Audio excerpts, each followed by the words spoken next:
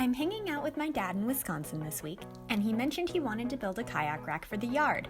I thought his plan sounded easy and useful, so I asked if I could film and post it for you guys. He agreed, so let's go see what he did.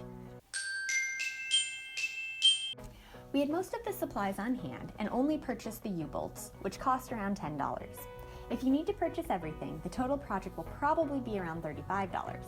I go into a bit more detail about the supplies in the blog post linked in the description below, so if you think you'll build your own kayak rack, be sure to check it out. We started by marking where the 2x4 would lay against the T-post and cutting off the tabs at those spots with an angle grinder. The idea was that the 2x4 would lie flat against the post and rest on the tab beneath it. Turns out, this step was totally unnecessary, and that the U-bolts alone could hold the 2x4s tight enough against the T-post that they wouldn't slip down. Feel free to do this step for extra security and peace of mind, but it's probably not required. Next, we cut the 2x4s to size. The most important thing here is that the distance between the two T-posts is larger than the width of the kayak. That way, no matter what you make the other dimensions, you can always slip the kayak through the T-posts and onto the rack.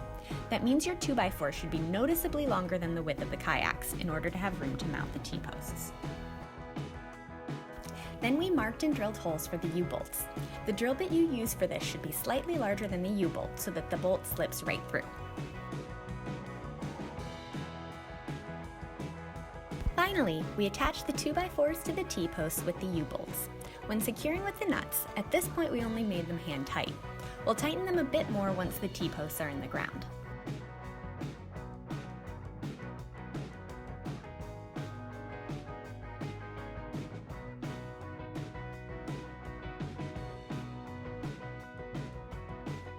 Then my dad hammered the T-posts into the ground with a sledgehammer. He checked that all the 2x4s were level as he went, but that was mostly for aesthetic's sake. It doesn't actually affect the performance of the kayak rack. In fact, if you keep one pair of T-posts slightly higher than the other, you can arrange the kayaks so when they're on the rack, they're also draining any water out of the drain hole. Up to you if you want to add this feature.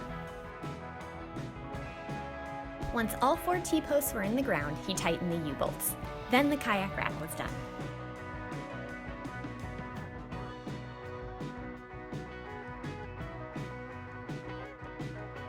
My aunt was really worried that this would be an eyesore in our cabin's yard, but it really doesn't stand out at all.